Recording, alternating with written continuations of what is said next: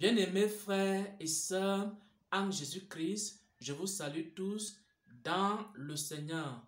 Pendant que j'étais en retraite spirituelle, le Seigneur m'a mis à cœur une parole pour son peuple, une parole pour plusieurs frères et sœurs en Jésus-Christ qui sont dans des liens des péchés répétitifs, qui sont dans des liens des péchés qui demeurent dans leur vie. Ils ont déjà vaincu les autres péchés, cependant, il existe un péché qui n'arrive pas à partir de leur vie. Il y a certaines personnes, ils ont déjà vaincu tous les péchés, mais ils n'arrivent pas à vaincre le mensonge. Le mensonge demeure dans leur vie. Il y a certaines personnes, ils ont déjà triomphé des autres péchés, mais ils n'arrivent pas à triompher du vol. Il y a d'autres personnes, ils ont triomphé des autres péchés, mais ils n'arrivent pas à triompher de la gourmandise. Il y a d'autres, ils ont triomphé des autres péchés, mais ils n'arrivent pas à triompher des querelles, des animosités, de la haine, du manque de pardon. Et ce péché-là devient dans leur vie un péché répétitif. Ils ont déjà rencontré des serviteurs de Dieu. Ils ont déjà rencontré des soins de Dieu, mais ils n'ont pas trouvé la solution à ce péché-là. Il y a encore d'autres. Le péché mignon dans leur vie, ce sont les péchés sexuels. C'est la fornication, c'est la masturbation, c'est la pornographie. Ils ont déjà tout fait pour vaincre ces péchés sexuels-là, mais ils n'arrivent pas à vaincre ces péchés. Il y a d'autres, leur péché, c'est la dissimulation. Ils n'arrivent pas à vaincre ces péchés-là. Et maintenant, je viens ici partager avec le peuple de Dieu une parole très très importante pour les frères et sœurs en Christ qui sont dans les liens et qui veulent vaincre le péché répétitif. J'aimerais ici que nous puissions lire un passage des Saintes Écritures avant de partager quelques témoignages et de partager ici la solution que le Seigneur m'a accordé la grâce de recevoir. Jude au chapitre 1 et au verset 23. Jude 1, verset 23, il est écrit: Sauvez-en d'autres en les arrachant du feu, et pour d'autres encore, ayez une pitié mêlée de crainte, haïssant jusqu'à la tunique souillée par la chair, haïssant jusqu'à la tunique souillée par la chair, c'est-à-dire haïssant jusqu'à la tunique souillée par le péché. La force des premiers chrétiens, la force des premiers disciples, la force de la première église, c'est parce que ils avaient la haine du péché, ils avaient la haine de l'iniquité, ils avaient une si grande haine du péché que ce péché-là ne pouvait pas demeurer dans leur vie. Si par exemple, tu veux que un péché quitte ta vie, alors il faut d'abord que tu aies la haine de ce péché.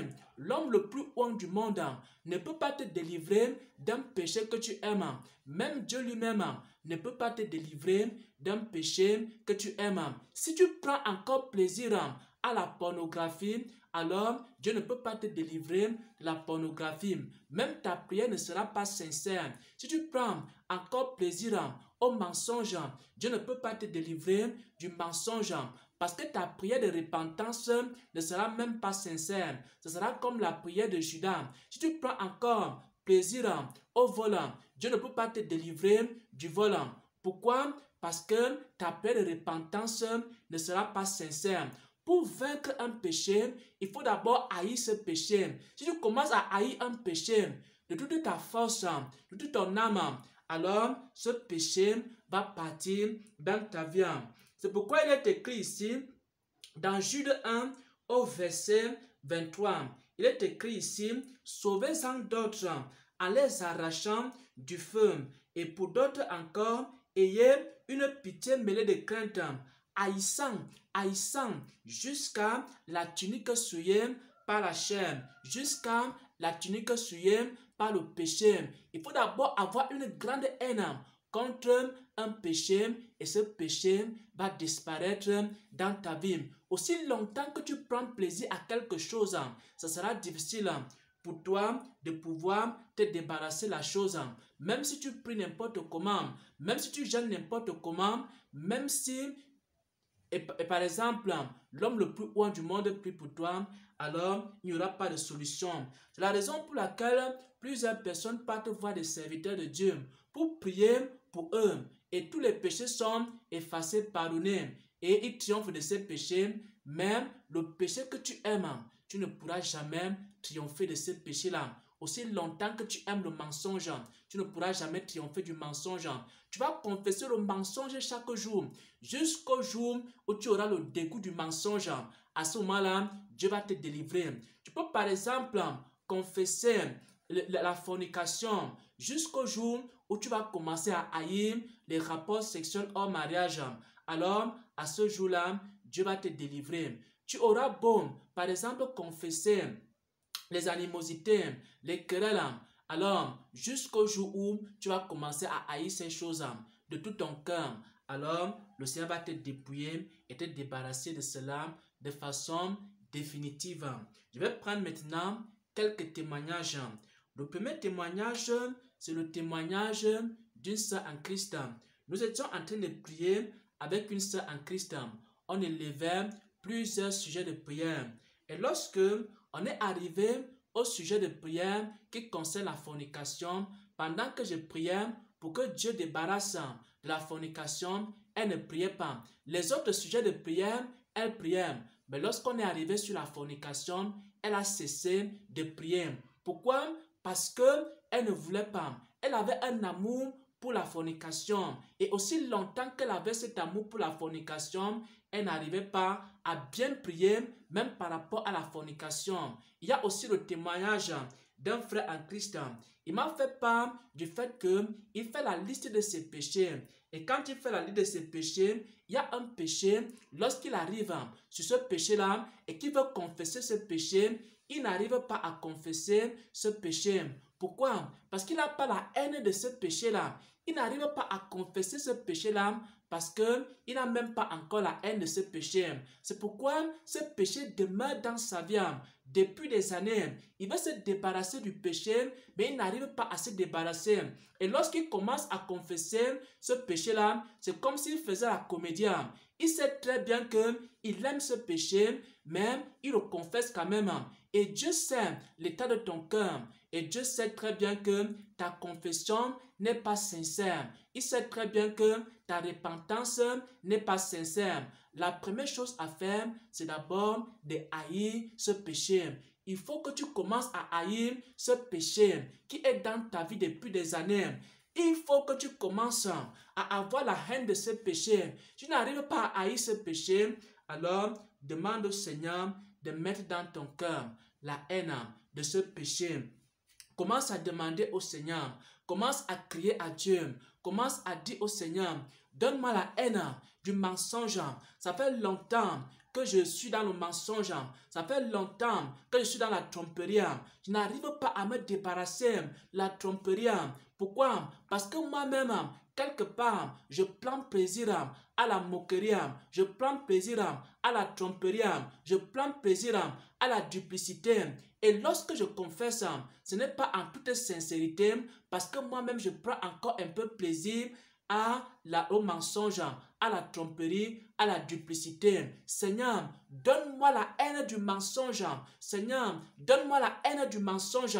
Tu commences à prier et tu demandes au Seigneur de te donner la haine de ce péché. Et lorsque tu vas commencer à haïr ce péché-là, le mensonge, alors tu seras libre du mensonge.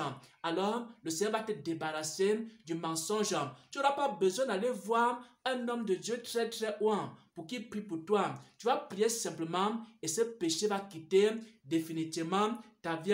Ceux qui sont liés par le volant et qui n'arrivent pas à se débarrasser du volant, tu vas commencer à prier dès ce jour-là et dire au Seigneur, Seigneur, donne-moi la haine du volant. Seigneur, donne-moi la haine du volant. Je prends encore plaisir au volant. Je prends encore plaisir à toutes ces mauvaises choses. Seigneur, donne-moi la haine du volant. Et tu vas voir maintenant que après avoir prié ainsi, Dieu va te donner le dégoût du vol. Et tu vas commencer à haïr le vol. Et le vol ne pourra plus rester dans ta vie. Ceux qui sont victimes également des péchés sexuels, la pornographie, la masturbation, alors il faut commencer à crier à Dieu et dire au Seigneur, Seigneur, donne-moi la haine de la pornographie.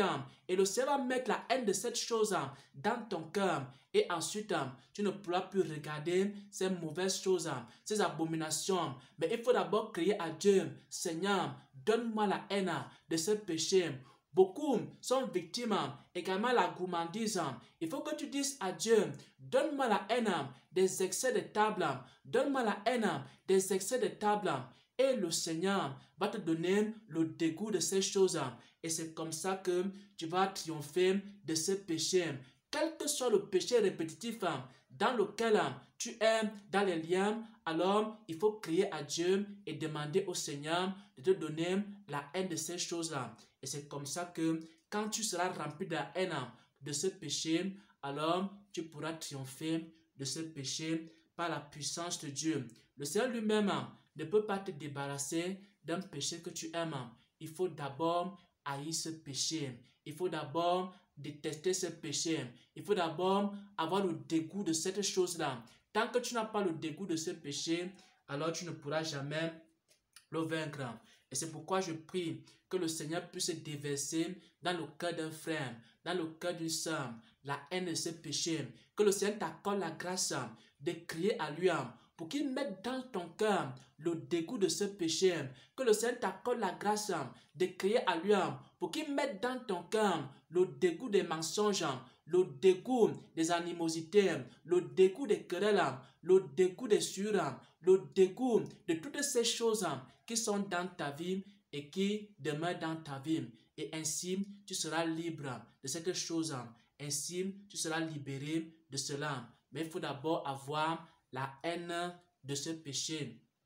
Au nom de notre Seigneur et Sauveur Jésus-Christ, j'ai partagé cette parole qui s'intitule « Comment faire pour vaincre le péché répétitif? Comment faire pour vaincre le péché mignon ?» Au nom de notre Seigneur et Sauveur Jésus. Amen, Amen, Amen.